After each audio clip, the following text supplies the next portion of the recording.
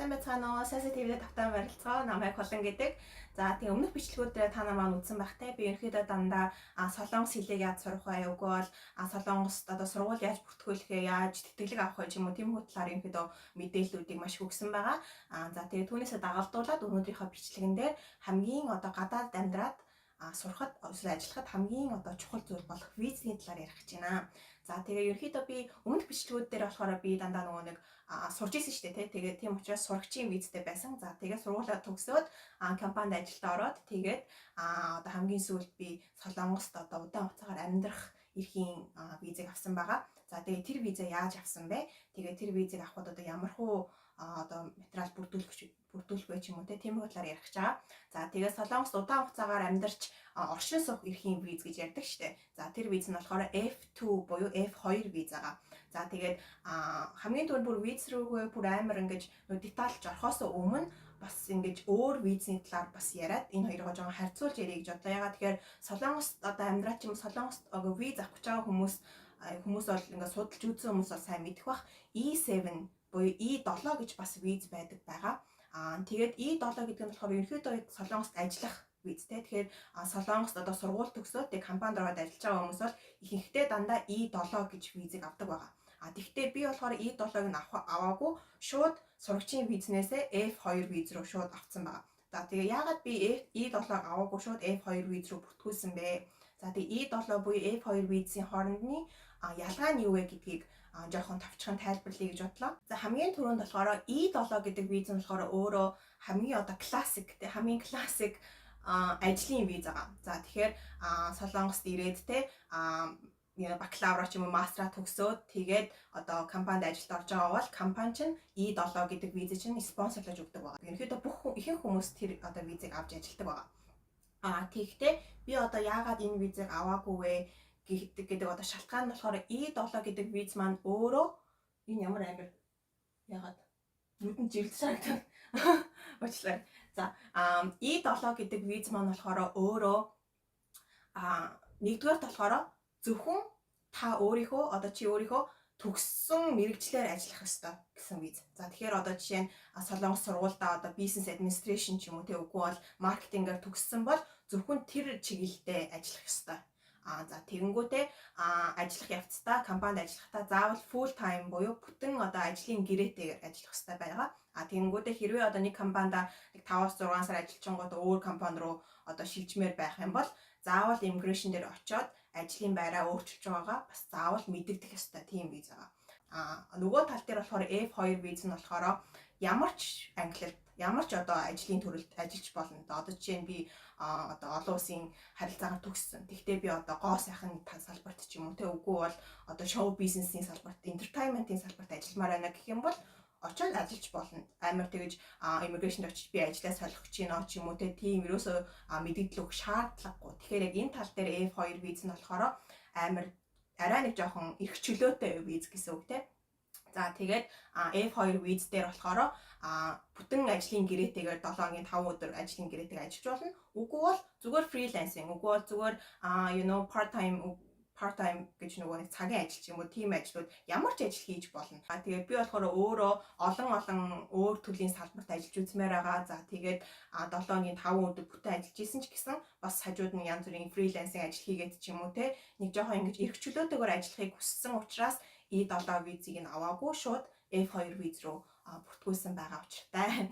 За тэгээ одоо болохоор F2 визээ яаж авсан? За тэгээд ямар хуу шаардлагуудыг хангах ёстой талаар ярилцгаая. За миний авсан виз нь болохоор F2 7 гэсэн ангиллын виз байгаа. За тэгээ энэ ангил нь яадаг вэ гэхээр энэ ангил нь болохоор point system буюу оноо цуглуулдаг. Оноо цуглуулад бүтэн тэр одоо авсан оноогоороо визэндээ одоо хамрагддаг тийм одоо виз байгаа. За тэгээд point system нь яадаг вэ гэхээр ер нь бол маш олон төрөлтэй. За тэгээд тэр дундаасаа одоо нас хүний одоо нас. За тэгээд Солонгост одоо ямар сургуульд ямар чиглэлээр үгүй бол одоо бакалавр авсан уу, магистр авсан уу гэдгээс нь одоо сургуулиас нь шалтгаалж оноо авдаг. За тэгээд 3 дахь нь болохоор солонгос хэлний чадвар За солонгос хэлний чадвар нь хэр байна гэдгээс шалтгаалж бас багаас дээш оноо авна. За тэгэнгүүтээ бусад одоо ажиллаж байгаа одоо ажлын газраас хэдий төгрөгийн одоо орлого авах бай. Тэгээ орлогын income буюу орлогын талаар бас одоо бодолж хийж үзээд виз юугаа оноо авдаг. Ерөнхийдөө нийт оноо нь болохоор 120 оноо авах хэрэгтэй. За тэгээ 120 онооноос 80-аас дээш оноо авах юм бол энэ визийг авах шаардлага хангагдчихна гэсэн үг. За тэгээ point system нь яг яадаг вэ гэхээр би энэ чинь нөгөө нэг immigration-ийн нөгөө вебсайт руу ороод яг нөгөө point system-ийнх нь юугийн цаасыг ингээд принтлээд аваад гаргаад ирсэн. Энэчнээс одоо илүү сайн тайлбарлаж өгье. За тэгээ энэ оноонууд нэг яах вэ гэхээр ерөөхдөө бол хамгийн эхнээс нь эхлээд зүгээр наснаас нь эхлээд одоо ярилцъя гэж бодъё л доо. За тэгэнгүүт хүний одоо нас байгаа шүү дээ. За тэгээ нас нь болохоор 18-аас 24 насны хүн бол 23 оноо аавна. Тэгэнгүүт 25-наас 29 насны хүн бол 25 оноо аавна гэд ингээд наснаас шаардлагатаад арай өөрөөр оноод өгдөг байгаа. За тэгээ хоёр дахь нь болохоор төгссөн сургууль те. За Солонгост одоо бакалавра төгссөн бол 15 оноо аавна. Тэгвэл Солонгост магистр төгссөн бол 17 арай илүү оноо аавна. Тэгэнгүүтээ доктор буюу PhD-гээ төгссөн бол илүү оноо 20 оноо авах шаардлагатай. Тэгэхээр ихэд бол ямар дигринээс төгснөөс шалтгаалаад бас оноонууд өөрчлөгдөн гэсэн үг. За тэгээ гурав дахь нь болохоор солонгос хэлний мэдлэг зай. За солонгос англи хэлтэй нөгөө TOEFL ч юм уу үгүй бол TOEIC IELTS гэдэг одоо шалгалтууд байдаг шиг солонгос ч гэсэн адилхан солонгос хэлний төвшингчийн шаардах одоо шалгах TOEIC гэж оноо байдаг. За шалгалт байдаг тийм. За TOEIC шалгалт маань болохоор өөрөө хамгийн одоо бага левел 1-р левелээс хамгийн дээд левел 6-р левел хүртэл байгаа. За тэгээд одоо тэр TOEIC шалгалтаа өгөөд тэгээд онооноос одоо левелээс нь шалтгаалаад бас оноонууд чинь гарч ирнэ гэсэн үг. За одоо жишээ нь хамгийн одоо солонгос хэлнийхэн төвшин жоохон бага те 1-р левел ах юм бол 3 оноо аавна. Гэхдээ солонгос хэлээ амар сайн сурцсан солонгос хэлний оноо нь 5-р левелээс дээш гарч ирэх юм бол 20 оноо аавна гэсэн үг. Тэгэхээр 3 оноо 20 оноо хоёрын ялгаа нь маш өндөр шүү дээ тий. Тийм учраас илүү их оноо авахыг хүсэх юм бол солонгос хэлийг илүү сураад солонгос хэлнийхаа төвшинг илүү сайн гаргаж ирэх шаардлагатай гэсэн үг. За тэгээд дараачих нь болохоор орлого байгаа. За ороод ажиллах байгаа компаниас чинь орлогыг чинь одоо гэрэн дээр чинь зааж өгөн тий. Тэгээд солонгост болохоор ерөнхийдөө сарын орлого гэхээс илүү жилийн орлого гэж ярьдаг байгаа. Жилд одоо хэдэн төгрөгийн орлого авах вэ? За тэгээд тэр жилийн орлогоо 12-тоо хуваагаад сарын орлого чинь гарч ирдэг. За тэгэнгүүт одоо ажиллах байгаа компани чинь гэрэн дээр одоо жилийн орлого чинь 30 саяас жоохон доош гарч ирсэн байх юм бол 10 оноо. 30 саяас 40 саяын хооронд гарч ирсэн бол 30 оноо гэдэг авах хэрэгтэй. Тэнгүүд ерөнхийдөө бол ингээд орлого чинь илүү их байх тусам илүү оноо авна гэсэн үг те. Тэгэхээр бас тэгээ дараагийн нь болохоор optional буюу additional одоо илүү авч болох оноо гэсэн үг. За энэ нь болохоор одоо нэгдүгээрт болохоор нөгөө солонгосын дайнд оролцож исэн одоо улсуудын одоо гэр бүлийн гишүүн ч юм уу тийм хүмүүс ах юм бол илүү бас одоо 20 морь оноо авдаг. Гэхдээ энэ нь болохоор монголчуудад бол авч болохгүй оноо болчихж байгаа. За тэгэхээр бид нар одоо ямар хөө оноо авч болох вэ гэхээр нэгдүгээр солонгост амьдарч байхдаа юуны хэдүүлээ нөгөө нэг сайн дурын ажил хийсэн байх. За одоо жишээ нь сургуульд одоо суралцсангаа сайн дурын ажил хийсэн байх юм бол бас нэмэлт оноо авч болно гэсэн үг. За тэр нь болохоор 1-ээс 2 жилийн хооронд сайн дурын оноо ажил хийсэн бол 1 оноо авна. Үгүй бол 3-аас дээш жил сайн дурын ажил хийсэн бол 7 оноо авах жишээтэй те. Тэгэхээр ерөнхийдөө бол одоо энийг мэдчихэж байгаа юм чи одоо хэрвээ сургуульд сурж байгаа те. Тэгээ явандаа F2 визийг одоо авахыг хүсэж байгаа хүмүүс бол одооноос эхлээд чөлөө цагаараа бас сайн дурын ажил хийхэд бол ер нь бол болно гэсэн үг. За тэгээ дараачих нь болохоор буцаад нөгөө нэг сургуультай холбогдоод ирдэг. За солонгос төгссөн сургууль чинь солонгостой маш нэртэй. За тэгээ цаашаа яваад одоо юунд дэлхийд маш сайн нэртэй сургуулиас төгссөн бол илүү оноо авна гэсэн үг. За тэгээ хамгийн сүүлийнх нь болохоор энэ болохоор бүр тусдаа ярих угнаас сэдв. Гэхдээ энэ ч жоохон ингээд ярьчих. Энэ юу вэ гэхээр Савэ Тунга програм буюу KIIP гэж хэлэгдэг ба. Энэ нь болохоор солонгосын одоо нийгмийн тухай програм гэсэн үг. Тэр нь юу вэ гэхээр ер нь бол энэ F2 визийг авах гэж байгаа хүмүүс ерөөхдөө бол энэ F2 виз чинь би хэлсэн шүү дээ. Солонгост одоо удаан хугацаагаар оршин амьдрах виз. Тэгэхээр оршин суухгүй солонгост удаан хугацаагаар амьдрах гэж байгаа хүмүүс мэдээд солонгосын ганцхан солонгос хэл биш те. Солонгосын улсынх нь одоо нийгмийн ч юм уу үгүй бол түүхийн мэдлэгтэй байх шаардлагатай гэж одоо үздэг байгаа. Тэгэхээр энэ одоо KIIP гэдэг програмд одоо илсээд хичээлүүдэд үзээд ерөнхийдөө 1-ээс 2 сар гаруй хичээл үздэг. Тэгээ хичээлээ үзээд хичээлүүдэд дуусгасныхаа дараа final exam буюу одоо шалгалтаа өгөн те. Шалгалтаа өгөөд тэнцэх юм бол за энэ програмыг энэ хүн ингээд үзээд тэгээ энэ програмаа дуусгаад амжилттай төгслөө гэсэн сертификат өгдөг ба. За энэ сертификатаа авах юм бол бас нэмээд 10 оноо авна гэсэн үг. За тэгвэл энэ дээр бас нэг ярилцах юм нь энэ програм нь өөрөө ерөнхийдөө солонгос хэлээр солонгосын улсын талаар нийгмийн талаар одоо хичээл орж байгаа гэсэн үг шүү дээ тий. Тэгтээ одоо зарим хүмүүс нөгөө нэг топик одоо солонгосоор жоохон гайгүй ярьдаг ч гэсэн топикоо шалгалтыг арай өгөөгүй, топикийн оноогоо авч чадаагүй хүмүүс байгаа. За тэнгууд чинь тэр хүмүүс чинь топикийнхаа нөгөө оноог авч топикийнхаа нөгөө шалгалтанд байхгүй учраас оноогоо авч чадахгүй болж байгаа шүү дээ. Тэгтээ топикийн оноогүй боловч энэ нөгөө KIP програмд орсон, энийг төгссөн хүмүүс байх юм бол энэ оноо чинь, энэ сертификат чинь топикийн сертификатыг чинь оруулж болно гэсэн үг. Тэгэхээр топикийн оноогүй ч гэсэн KIP-га төгссөн байх юм бол топикийн оноо гээд 10 оноо авна гэсэн үг. Тэгтээ нөгөө талаар нь бодоод үзэх юм бол топикийнхоо оноотой тэгээд давхар энэ програмд суугаад сертификатаа авсан байх юм бол топикийнхоо 20 оноог аваад сертификатныхаа одоо энэ програмныхаа 10 оноог аваад нийлүүлээд 30 оноо авна гэсэн үг. Тэгэхээр ер нь бол миний хувьд бол топикч аваад програмаач гэсэн үзээд төгссөн байхад бол илүү оноо авах илүү одоо шанс байгаа учраас энэ хоёрын хоёулангийн ер нь бол хийгэрэй гэж зөвлөмөр байгаа. За тэгээд ерөөд энэ оноонуудыг ингээд намайг ингээд шууд ингээд тайлбарлангууд жоохон одоо эргэлзээч юм ойлгохгүй байж болно. За тэгэнгүүт би энийг одоо арай нэг жоохон ойлгомжтой болгохын тулд би өөрөө яг F2 визэндээ бүртгүүлэхдээ яг өөрийнхөө нөгөө нэг бодсон оноонуудаа жишээ болгоод тайлбарлая. За одоо чинь тэгэхээр хамгийн эхнээс нь эхлэх юм бол наснаас эхэлж байгаа тий. За тэгэнгүүт би 26 настай. Тэгэнгүүт би болохоор 25-наас 29 насны багт авч байгаа. Тэгэнгүүт насан дээрээ би 25 оноо авна. За тэгэнгүүтээ хоёр дахь нь болохоор education буюу одоо сургуультай боловсролын талаар. За тэгэнгүүт би Солонгосын сургуулиас магистр төгссөн. Тэгэнгүүт би магистр гээд 17 оноо авч байгаа. За тэгэнгүүтээ дараачих нь болохоор солонгос хэлний мэдлэг. За солонгос хэлний мэдлэгтэй болохоор би топикийн 6 дугаар левелтэй. Тэгэнгүүт 5-аас дээш левелтэйд нь оронгууд 20 оноо авчиж байгаа. За тэгээд дараачих нь болохоор income буюу одоо цалин орлого. За тэгэнгүүт би одоо хуучин ажиллаж исэн одоо энэ визийг анх авахдаа ажиллаж исэн газраас болохоор 30-аас доош саяын цалинтай байсан учраас цалин дээрээ орлогынхаа оноон дээр болохоор 10 оноо авч байгаа гэсэн үг. За тэгээд нэмэлт оноонууд буюу optional point дээр болохоор би сургууль ямар нэгэн нөгөө сайн дурын ажил хийгээгүй. Тэгэхээр тэрэн дээр оноо авахгүй. Тэгвэл сургууль дээр болохоор би Yonsei буюу Солонгостой топ 2-т ордог сургуулиас төгссөн. Тэгээд энэ сургууль Yonsei маань болохоор бас дэлхийн топ 500 буюу 500 топ 500 бас орсон байгаа. Тэгэнгүүт энэ сургуулиас магистр төгссөн гэхээр би нэмэлт 20 оноо авчиж байгаа. Тэгэхээр чинь зүгээр сургуулиасаа магистр төгссөн 17 оноо дээрээ сургууль маань одоо жоохон нэр хүндтэй гингүүт нэмээд 20 оноо гэхээр сургуулиасаа олоод 37 оноо авчиж байгаа гэсэн. За тэгэнгүүтээ нөгөө Савэ Тунга програм буюу KIP програм гэдэг нөгөө нэг нийгмийн хичээлээ үзээд 5 дугаар левелийн төгсөөд шалгалтаа өгөөд тэнцсэн байгаа. Тэгэхээр тэр тэнцэн дээрээ нэмээд 10 оноо авна гэсэн үг. За тэгээ энэ 10 оноогоо аваад бүх оноонуудаа нийтгээд үзэхээр миний оноо 102 гарч ирж байгаа. Тэгэхээр 80-аас хамаагүй дээш давсан учраас би F2 визэд бүртгүүлэх боломжтой болчлоо гэж өөрийгөө ерөнхийдөө бол бодсон байгаа. Тэгэхээр та нар ч гэсэн энэ жишээг аваад яг өөрийнхөө оноонуудыг өөр дээрээ өөрийнхөө оноодыг нэмж үзээд 80-аас доош гарч ийн үү, дээш гарч ийн үү, хэрвээ доош гарч байгаа бол 80-аас дээш гарахын тулд ямар одоо би жоохон солонгос хэлнийхаа төвшин жоохон нэмэгдүүлээ ч юм уу те үгүй бол арай нэг жоохон сайн дурын ажил жоохон нэмж хийх ч юм уу те тиймэрхүү байдлаар ерөнхийдөө өөрийнхөө оноог жоохон дээшлүүлэхийн тулд хичээх юм бол ерөнхийдөө бол болно гэсэн үг.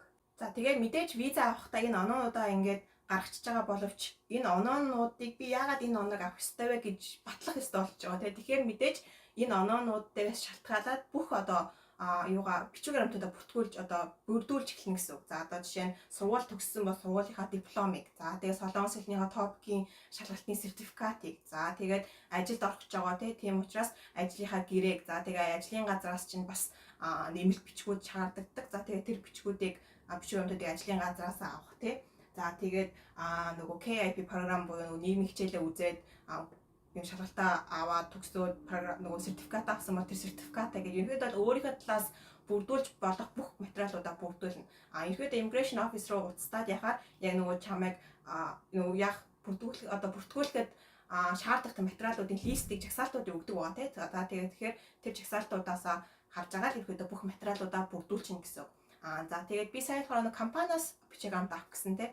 Тэр нь болохоор ерөнхийдөө бас жоохон бодох хэрэгтэй. Ягаад тэгэхээр тэр компаниас бичиг авч байгаа шалтгаан нь одоо immigration office-аас шалгаж байгаа нь энэ компани яг одоо хууль ёсороо Солонгост яг зөв ажиллаж байгаа компани уу? банк таксаа төлдөг байна уу? Ер нь бол энэ одоо гадаад хүнд цалинг нь өгөөд ингээд тэтгээд явах боломжтой компани байна уу гэдгийг одоо шалгаж байгаа учраас ерөнхийдөө бол анх компанид одоо сургуулаа төгсчөөд компанид орж ажиллахдаа ерөнхийдөө маш дайжгүй компани те ерөнхийдөө бол бүр амар жижигхэн компани биш, дор хаяж нэг 5-аас дээш ажилтнтай ч юм уу те. Тиймэрхүү тэгээд баг зэргийн гайгүй орлоготой сайн явж байгаа компанийг анханасаа сонгох шаардлагатай гэсэн үг. Ягаад тэгэхээр жижигхэн компаниуд бол өөрсдөө мэддэг учраас хүнд одоо виз авах гэж байгаа гадаад хүнд тэр нөгөө материалуудыг бүрдүүлж өгөхгүй гэсэн одоо компаниуд маш их байдаг. Тийм учраас ерөнхийдөө энэ ч гэсэн одоо ингээд компаниудад одоо ингээд шинэ ажилд орох гэж байгаа бол аль хэдийн F2 визтэй хүнийг авах ч юм уу те визгүй хүнд спонсорлож өгч болохгүй ч юм уу тиймэрхүү компаниуд маш их байгаа.